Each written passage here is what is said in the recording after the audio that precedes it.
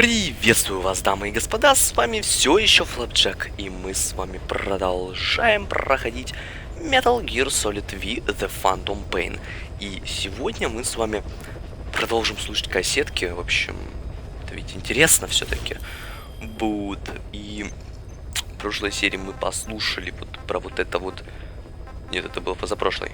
А в прошлой серии мы послушали про молчунью и допросили доктора Хьюи. Вот. И сейчас мы посмотрим, что там было в грузи шифра. Ну и там попремся дальше. Boss, I have the report on that cargo we stole from Cypher's truck. The PF was transporting two things. The analysis of that malachite has come back first.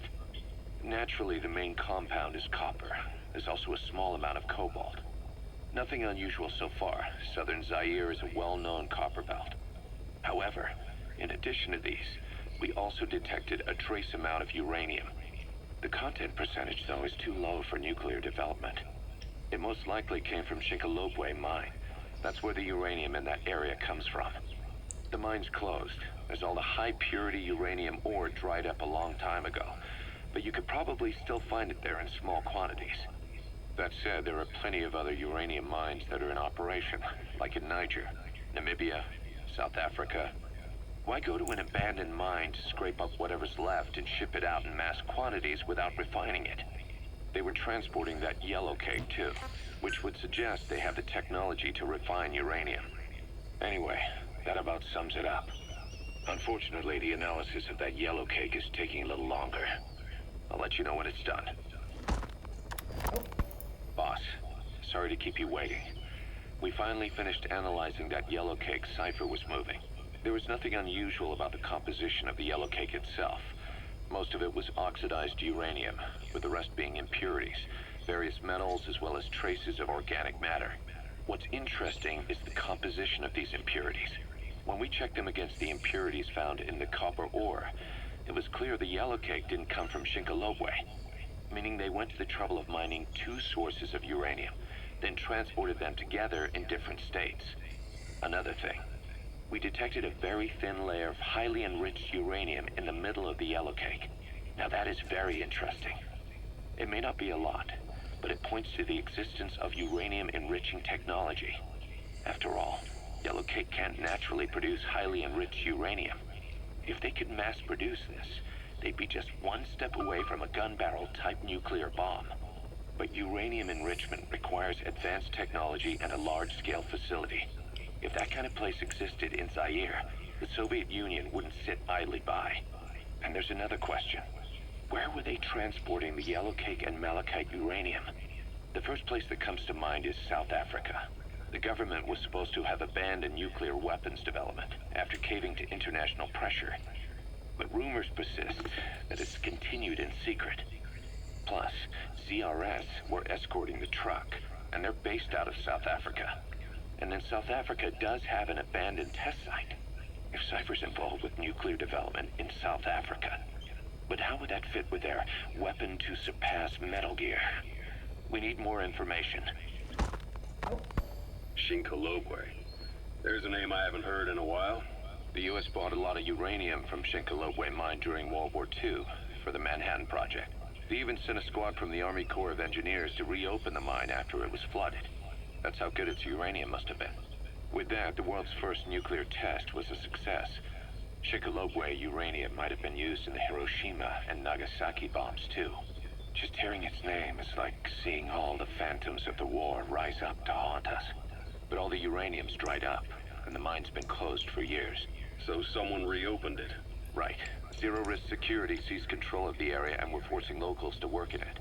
And the Zairean government was getting a slice of what they took in exchange for looking the other way. Mobutu has to finance his tastes somehow. He'll gladly sell the rights to some old mine. The question is, why would zero-risk security do this kind of thing? Or rather, why were their employers, Cypher, interested in an abandoned mine? They'd be getting trace amounts of uranium, and to the naked eye it appears to be ordinary malachite, meaning security would be lax. Not a very efficient way of obtaining it, but easier to move. But how would they enrich it at its destination? Did the yellow cake really have a layer of highly enriched uranium in it? Having trouble believing it? No. If they say it's real, then it's real.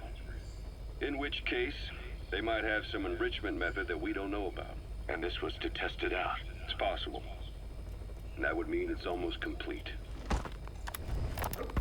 Ever since the attack on your unit 9 years ago, the name Big Boss has become known the world over. What do you mean? Those of your men who survived traveled far and wide. They fought throughout the world. In fact, they're part of the reason we have all these PFs now. Every one of them suffered their own phantom pain from losing you. Talking about you wherever they went helped to heal their wounds. Your actions and words, your legend, has been told on every battlefield they've set foot on. Obviously, as the tales have spread, the truth's been distorted, painted over. Big Boss sacrificed himself to show us the threat that Cypher poses. He sounded a warning, so it goes. A warning? Too much power destroys the hands that hold it. Apparently, you chose to be a living example of that. I never said any of that. The moment any truth is passed on, it starts turning into fiction. The problem is, fiction inspires people more than facts. To the world, you're now the legendary mercenary Big Boss. The lessons you've taught the PFs are the reason they're so widespread. They're the reason they've survived. And you know what they all aspire to? To one day go nuclear, just like you did, and stand up to Cypher. Of all the stupid things you could do. They'll never understand what you really wanted. Heroes are misunderstood. It takes a man of the same caliber to understand what drives them. Bottom line is, these guys want to be like their hero, Big Boss. And deep down, they all have their eyes on nuclear weapons. They say that a nuke is the only means of standing against Cypher. But these days, it's becoming little more than a slogan to rally the troops and survive in a cutthroat business. Currently, there are 3 major PFs who've expanded into Central Africa. CFA, Rogue Coyote, and Zero Risk Security. HEC's investigations have shown there's almost no overlap between their areas of operation. It's not so much a turf war, more like they have a gentleman's agreement. If you do cross paths with them, you probably won't have to face more than one at a time. Still, don't expect a walk in the park. The CFA, Contract Forces of Africa. These guys are a major player. Their head office is in Pretoria, South Africa. That's also where the South African Defense Force is headquartered. We think the two are closely connected. An HEC investigation revealed that most of the CFA's operators are former SADF soldiers. South Africa has been locked in struggles with neighboring regimes for years. That means constant action. And we know better than anyone that's the best kind of training. A company drawing its recruits from hardened military vets. You can bet they know how to handle themselves. Do not underestimate them. Within the CFA is a company of soldiers made up mainly of locally hired operators. They speak Afrikaans to communicate with personnel from the CFA. But if you notice any speaking the local language, that's them. Though hired from the local population, they were originally part of a paramilitary group, so they'll have plenty of combat experience. And unlike their days shooting junkyard rifles out of beat-up pickup trucks, the CFA now supplies them with the latest gear from the West. On top of that, they've been combat trained by the South African Army. All that adds up to a much stronger fighting force. So don't brush them off. Look at the Angola-Zaire border region. The east bank of the Munene River in particular. It's a microcosm of a problem that stretches all across Africa. There's a civil war going on in Angola, fought between the government MPLA and the Western-backed UNITA. Zaire is still a dictatorship under President Mobutu, but numerous uprisings have broken out in its remote regions. With all the trouble elsewhere keeping their hands full, neither government has control over their side of the border. They depend on militias and PFs, as do the rebels. Government forces, guerrillas, militants, groups of all shapes and sizes hawk whatever resources they can to hire PFs. Conflict brings PFs. PFs expand the war zone, and more conflicts erupt in a continuous chain reaction. Sounds like our kind of work. Mother Base could grow by leaps and bounds. Hard to believe how many of those bipedal weapons have popped up around Africa. When did that start? No more than 6 months ago. Didn't really hit me until I came here. They're not supposed to be in use yet. Emmerich says they were still doing the last round of fine-tuning. The doctor has no idea. His research has already hit the black market. Both sides of the Iron Curtain will have it by now. Even so, they're spreading much too fast. Sure, the Walker gears can operate in any terrain. Their mobility's just as good in the jungle as it is in the desert. That would come in handy in a place like Africa. They are modules that can one day be used as nuclear weapon systems. And with that in mind, the numbers are way too large. There must be another reason they're so widespread. Like what? It's all about needs. To small-time outfits like most of these private forces, this product is a dream come true. Hell, it goes beyond PFs. This is the ultimate weapon, the forbidden fruit. For anyone with an enemy to fight and people to defend. A nuclear deterrent. Exactly. Sounds familiar, huh? PFs are all operating off your playbook. You created these times. But could this be the new weapon in Africa that Emmerich talked about? If it is, why is Cypher letting everyone and his brother get their hands on one? What comes next? Selling nuclear weapons in the open? Making them public property? Why don't they give that a try? Then the next war really will be fought with sticks. Right. The man we're dealing with isn't foolish enough to make a suicide pact with the world. So, what is Cypher really up to? Zero-risk security aren't as hardcore a military outfit compared to the other two PFs in this region. The company sends operators to conflict regions around the world, not just Africa. They have decades of combined experience. They're also based out of South Africa. Their headquarters is in Johannesburg.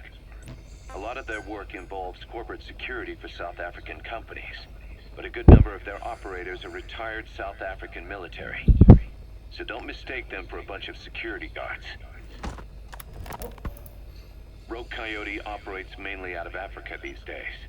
Of the three PFs, they're the smallest. However, they scooped up most of the Rhodesian SAS after the country collapsed 4 years ago. Picture their entire organization as one big special forces unit. With Rhodesia a British colony, the Rhodesian SAS had its origins in 22 SAS Sea Squadron. They started out as a group known as the Southern Rhodesia Volunteers.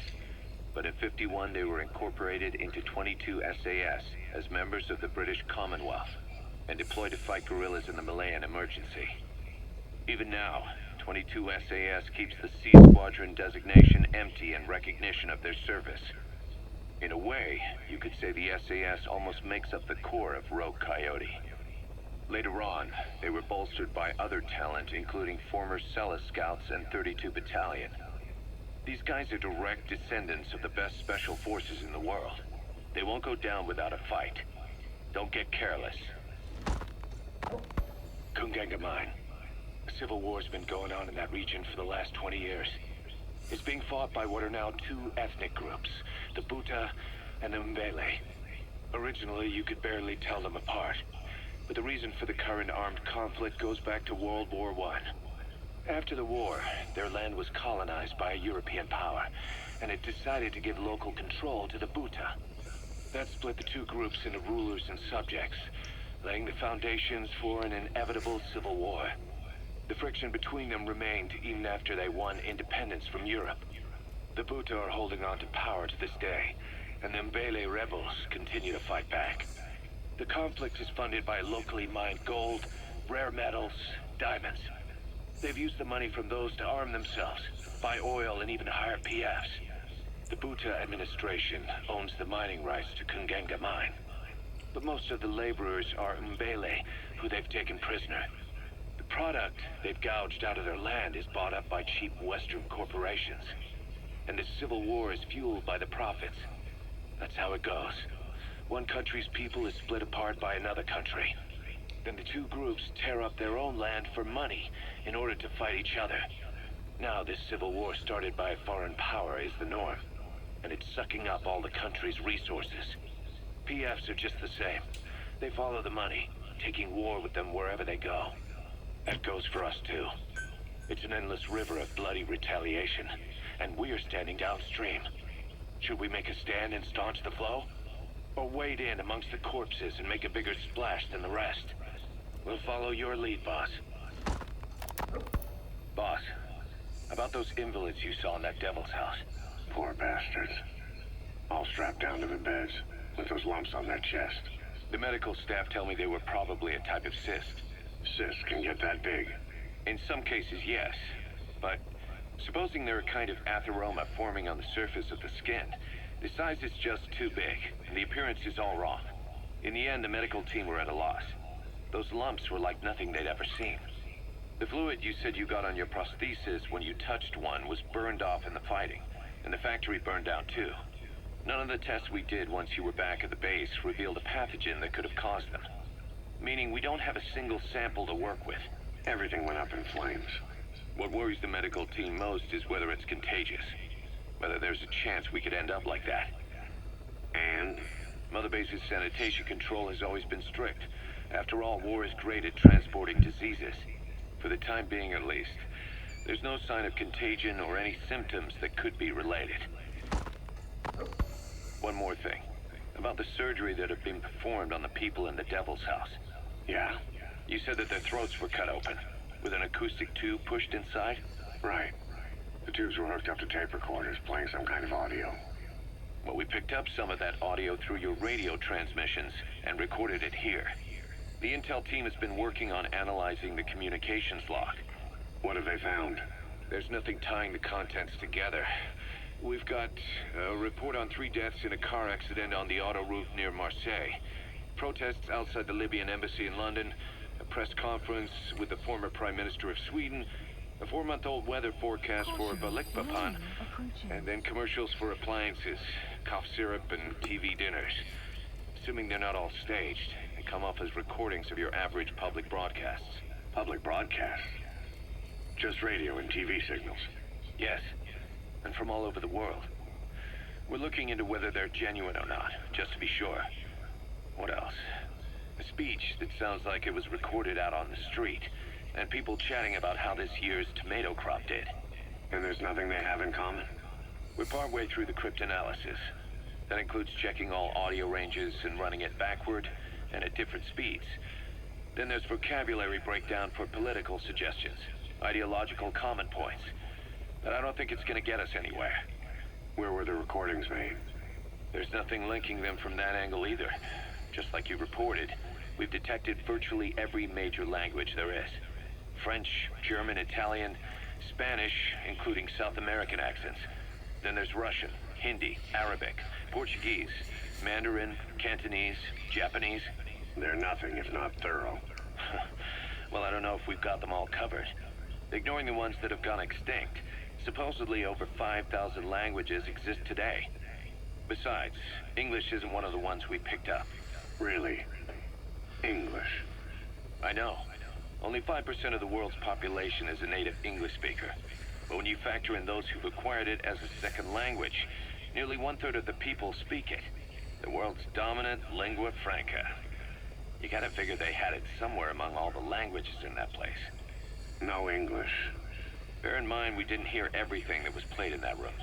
We couldn't isolate the more distant sounds due to static and the program could have been set to change every day. In a nutshell, for reasons unknown, people in that room with a common medical condition were made to listen to recordings in languages from around the world. It's not clear how the growths on their chests fit into it. It could have been treatment for them, or maybe an experiment of some kind. I'm guessing one person knows. Yeah, Skullface. He was there. The only thing we can say for sure is that he's involved. Знаете, после этой миссии в Доме Дьявола я ее как раз проходил перед сном, наверное, часов в 12. Вот, я потом пошел такой спать. Мне приснился такой дебильный сон, что у меня была такая же херня, короче, и меня повезли в больничку и делать там какую-то операцию, короче, прям положили меня такие и без всего, без наркоза, без всего, так и расхерачили мне грудак, там что-то начали резать, и фу, такой дебильный сон, на самом деле. Мне же такие дебильные сны снятся, я просто офигеваю. Ладно, это не важно, мы про горящего человека давайте немножечко послушаем. Snake, I wanted to ask you about the man on fire. What do you remember from the hospital? Anything we can use? Well, he took off the moment the sprinklers started up. Sprinklers? The fire system? And when he got sprayed with water from the burst pipe, it slowed him down. When we escaped on horseback, he wouldn't cross the river either. And then it started to rain. And he disappeared. Water against fire. Is it that simple? I mean, it makes sense. It's just hard to believe it would work on a guy like that. You mentioned that the man on fire was crushed under Sahelanthropus in its hangar. Yeah. He was caught under the wheels of its transport platform. But his body wasn't found. What? We searched the area the moment we arrived, but there was no trace of him. I wasn't hallucinating. I know. I trust you on that. That means someone must have taken the body. But when I got there, everything was still as it was. Even Skullface hadn't been touched. I can't see a reason to sneak into a place like that and drag out the biggest, heaviest guy there. What are you getting at? The only option left is he got up and walked away. That platform ran him over. Just ran him over. You're saying that's not enough? I don't want to believe it, but maybe not. He shrugs off bullets, even rocket strikes.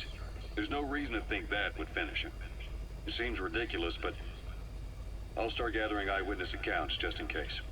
If you dig up anything concrete, I want to know. You'll be the first, if I dig anything up. But I hope to hell I don't. No kidding. Volgan, the GRU colonel, was burned alive with the Shagoha during Operation Snake Eater 20 years ago. Despite suffering severe burns to his entire body, he still clung to life. After you left Seleniarsk, Volgan's body was taken to a research institute in the outskirts of Moscow. But modern medicine couldn't explain why he was still alive. Not that the colonel was any ordinary man to begin with.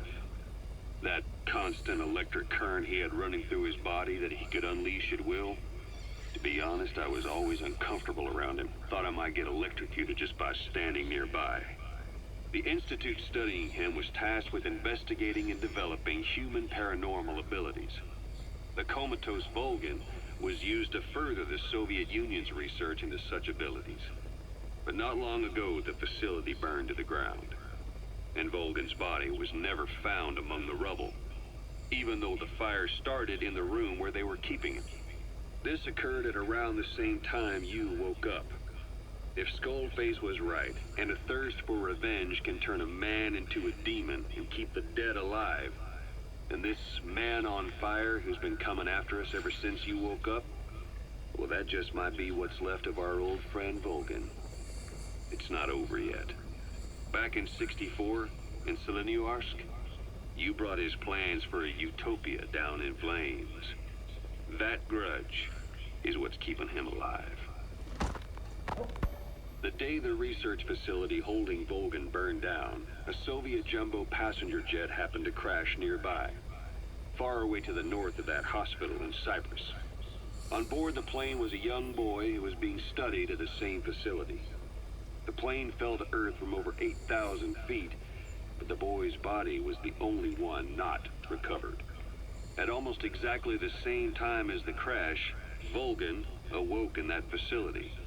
According to the Research Institute's documents, the gifts this boy demonstrated included psychokinesis and telepathy. To protect his mind from being inundated with other people's thoughts, he always wore a kind of gas mask. A rudimentary form of psychic insulation, apparently. We don't know where this boy is, but if Skullface is connected to him, we may cross paths with him yet. This boy is part of a new age, where nothing we understand about the world makes sense anymore. Don't let your guard down.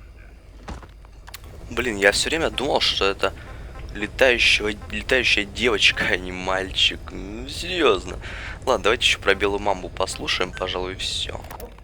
The White Mamba, Nyoka Pembe. He's the commander of the kids based out of Wala Yamasa. As you know, contract forces of Africa were stationed at that village.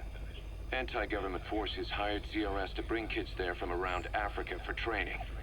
But at some point, the adults with the PF started dropping like flies. This was right after we arrived in Africa. We don't know the cause. The kids ended up on their own. Must have been like fish out of water. Nothing to eat, no way to get back home. All the adults taught them was how to use a gun. Sure, they could shoot targets, but hunt for food? Not likely. They wouldn't have lasted long. Then the White Mamba showed up. He was faster and stronger than them, a better soldier, and he knew how to lead. I guess somebody wished upon a star, because their savior turned up like stardust straight out of the blue. The moment he arrived, the kids had their new commander. That was when they started attacking other villages. Word of the infamous White Mamba spread fast. But it isn't just his combat skills that got people talking.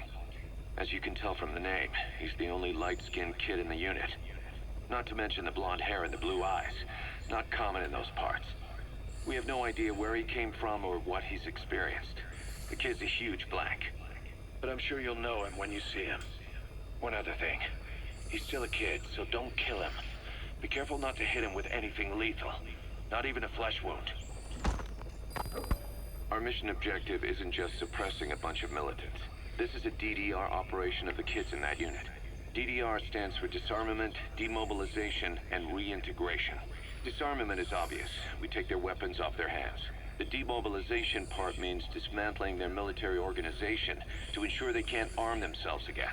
To do that, you need to capture the unit's commander and have him order his men to disband. In this case, the commander is the White Mamba. There's nobody above him, so he's all we need to grab. Finally, reintegration. Through education and occupational training, we give them a means to live besides war. A lot of kids born in a war zone don't know any other way to live. So before they find themselves back there, we teach them another skill. I'd like to establish this rehabilitation process at Mother Base. That's why we're bringing those kids back here. It's not so much for their sake. It's for the world that we're trying to create. No other way about it. Those kids are amateurs.